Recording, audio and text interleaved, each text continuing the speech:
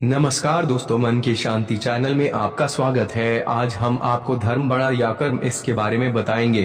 दोस्तों, हमने कई बार कर्म बड़ा या भाग्य इसके बारे में तो जरूर सुना है, परंतु इसके साथ ही एक और प्रश्न उठता है जो हमारे दिमाग में अक्सर घूमता रहता है। वे प्रश्न है, कर्म बड़ा या धर्म।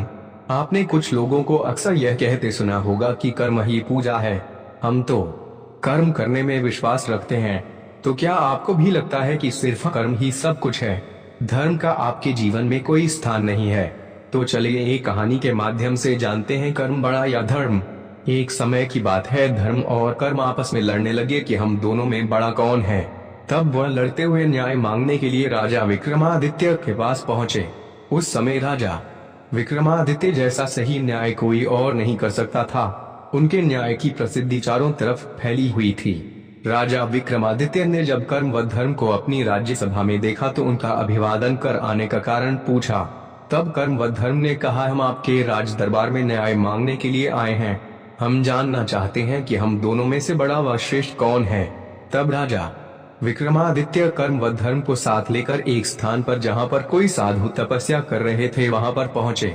उन्हीं साधु का कोई शिष्य उनके पास दर्शन हेतु जा रहा था। तब विक्रमादित्य ने धर्म को अपने पास रोककर कर्म को अकेले उस शिष्य के पास जाने के लिए कहा।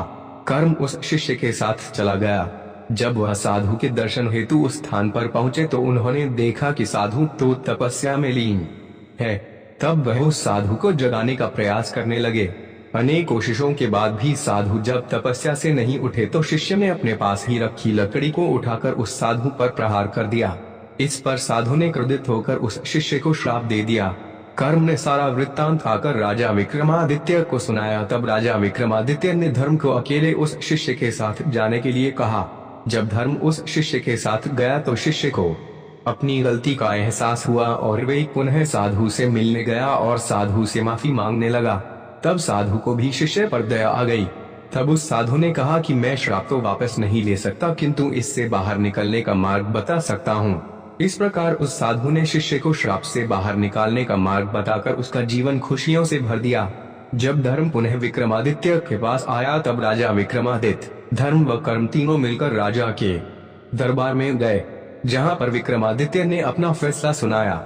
राजा विक्रमादित्य ने कहा, यदि कर्म अकेला होता है तो उसे यह ज्ञात नहीं होता है कि क्या सही है क्या गलत है। धर्म के साथ होने पर यह फैसला किया जा सकता है कि हम जो कर्म कर रहे हैं वे हमारे लिए, समाज के लिए व देश के लिए सही है या गलत है। इसलिए धर्म के अभाव में कर्म पूर्णतः प्रभावी नहीं होता है। इसलिए धर्म और कर्म में धर्म बड़ा है। इस प्रकार कर्म ने धर्म से माफी मांगी और फिर दोनों साथ चले गए। तो दोनों पर धर्म बड़ा या कर्म, इस पर आपको हमारी ये जानकारी कैसी लगी कमेंट करके जरूर बताएं। हमारे साथ अनंत तक जुड़े रहने के लिए